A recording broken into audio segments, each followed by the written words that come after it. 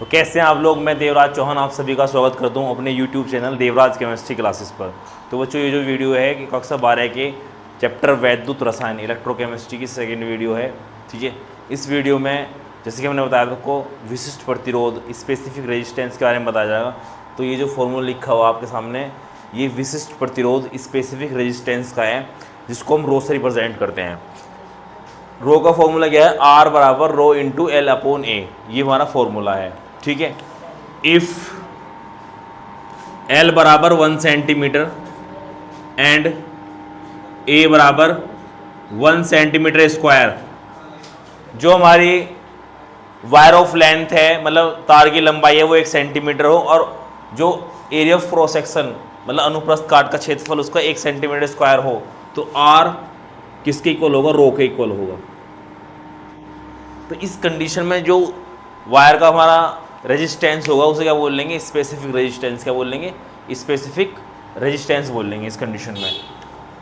इसकी यूनिट निकालनी है मैं रो की, तो कैसे निकलेगी, इसको इधर ले जाएंगे इसको इधर, तो ये यहाँ से क्या आ जाएगा, row equal to A R upon L, ये हमारा रो का फॉर्मूला हो जाएगा। इसकी यूनिट क्या होगी, सेंटीमीटर स्क्वायर, इसकी ओम और इसकी सेंटीमीटर, इससे ख़त्म।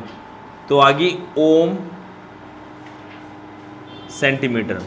जो हमारा स्पेसिफिक रेजिस्टेंस है उसकी जो यूनिट होती है वो क्या होती है, ओम सेंटीमीटर। क्या होती है बच्चे, ओम सेंटीमीटर। इसी से एक रिलेटेड टॉपिक है स्पेसिफिक कंडक्टिविटी। क्या है बच्चे, स्पेसिफिक कंडक्टिविटी।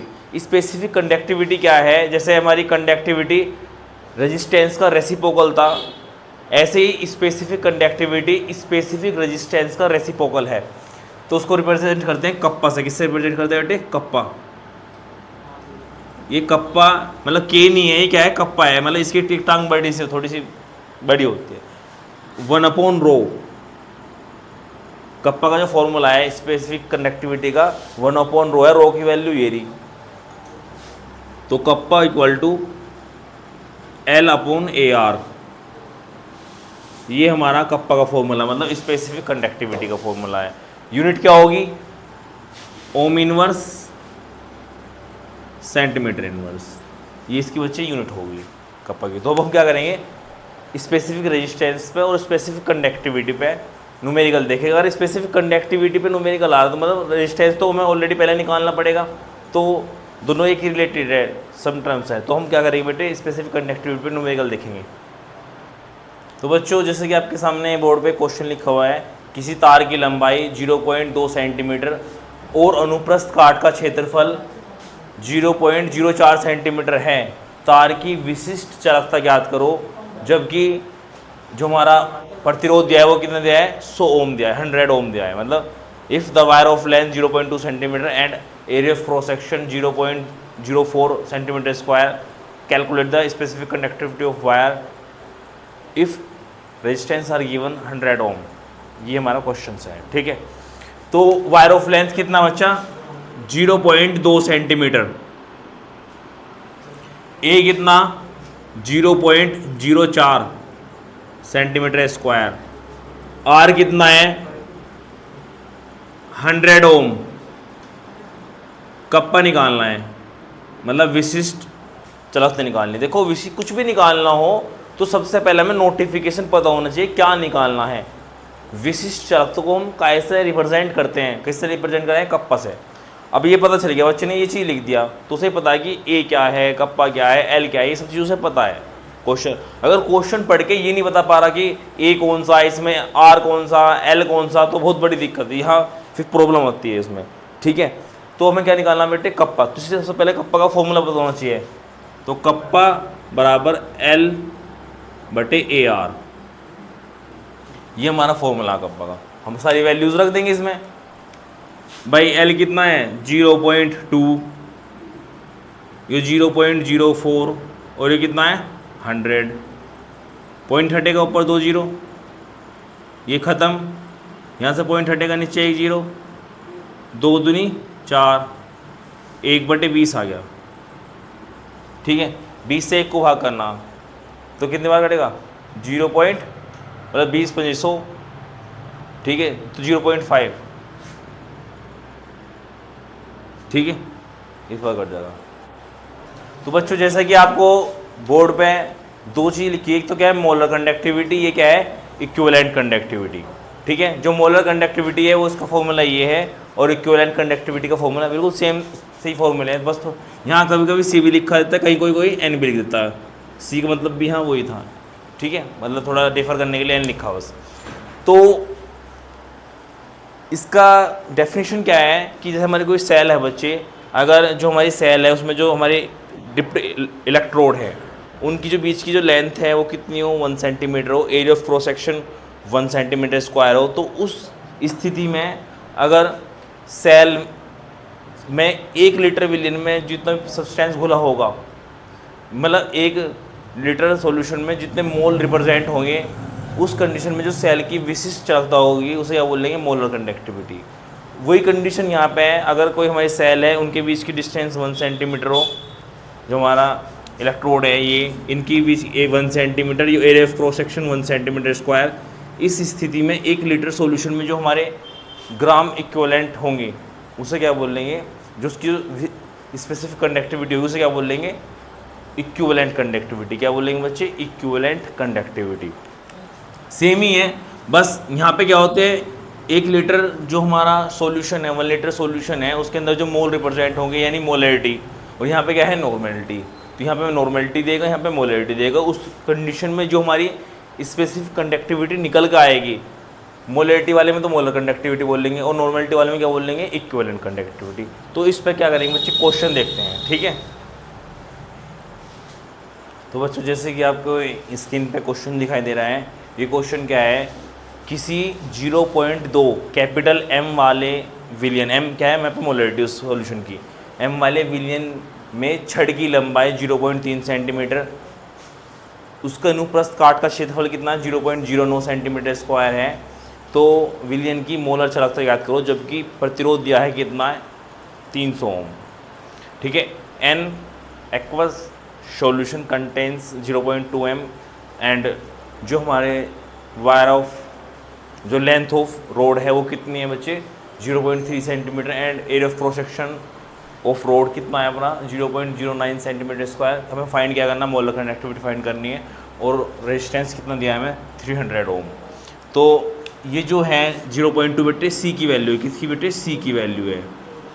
ठीक है, एल कितना है बच्चे 0.3 सेंटीमीटर, अपना ए कितना है 0.09 सेंटीमीटर स्क्वायर। ठीक है, मोलर कंडक्टिविटी ये निकालना है, आर भी दिया है 300 ओम, ये सब चीज़ हमें पता है। अब हमारे मोलर कंडक्टिविटी का फॉर्मूला बच्चे ये है, कप्पा गुना 1000 बटे सी। ये तो हम क्या करें, पहले इन जो हमारी कंडीशंस दी हैं उनसे कप्पा निकाल लें, कप्पा की वैल्यू निकाल के यहाँ पे रख दें फॉर्मूले में, तब करें, या फिर कप्पा का फॉर्मूला खोल दें। ठीक है, तो कप्पा का फॉर्मूला खोल लो, L into 1000 A Guna R Guna C। हमने इसी में फॉर्मूला खोल लिया यहाँ पे, और यहाँ पे वैल्यूज़ रख सकते हैं हम। ठीक है, तो 0.3 इंटू 1000, A कितना 0.09, R कितना है 300, और ये कितना है 0.2, इससे इधर गया। ठीक है, ये यहाँ पे आ गया 2, ये 3 बार कट गया। ठीक है, ये 3 बार कटा, 3 तिया 9, ये पॉइंट यहाँ से हट के ये तो हट गया था, 3 बार कट गया, 3 तिया 9, दूनी 18, तो कितना हो गया ऊपर कितना बच्चे 1000, और 3 तिया 9 दूनी 18, 18 से डिवाइड कर देंगे। यहाँ पे हमारा ohm inverse, mole inverse, centimetre inverse में हमारा वैल्यूज़ आ जाएगी। ठीक है बच्चे, तो ये जो हमारा यहाँ पे डिवाइड करके इसका आंसर आ जाएगा। तो ये हमारा बच्चे किस चीज़ पे फॉर्मूला था, न्यूमेरिकल था हमारा फॉर्मूला, हमारा इसमें लगा मोलर कंडक्टिविटी का। तो हमें इसमें क्या फाइंड करनी बच्चे मोलर कंडक्टिविटी, वैसे ही नॉर्मल तुल्यांक चालकता निकालने होते हैं, इक्विवेलेंट कंडक्टिविटी। नेक्स्ट जो हम बात कर रहे हैं वो होता है बहुत ही इंपॉर्टेंट टॉपिक आ रहा है बच्चे, कोलरा-हाउस का नियम। ठीक है,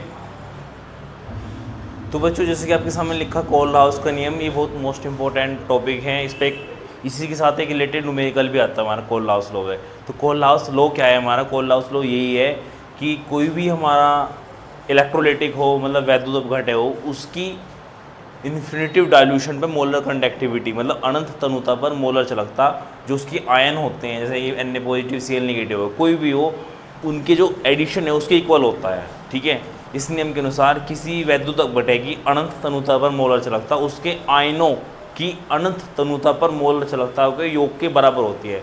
मतलब इसकी जो मोलर कंडक्टिविटी है एट इन्फिनिटिव डाइल्यूशन पे इन दोनों की मोलर कंडक्टिविटी के इक्वल होगी।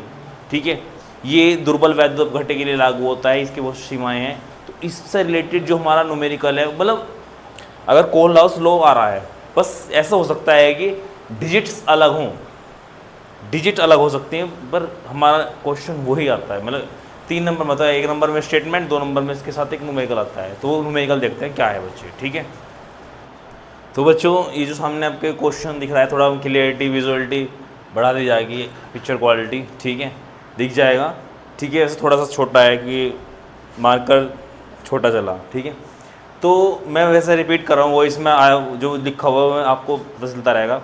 ये लिखा हुआ है क्वेश्चन में बेटे, सोडियम एसीटेट 3 कंपाउंड दिए हैं, सोडियम एसीटेट, हाइड्रोजन क्लोराइड और सोडियम क्लोराइड। इनकी एट इन्फिनिटिव डाइल्यूशन पे रेस्पेक्टिवली हमें मोलर कंडक्टिविटी दी हुई है उसने, और इनकी हेल्प से हमें एसिटिक एसिड की निकालनी है।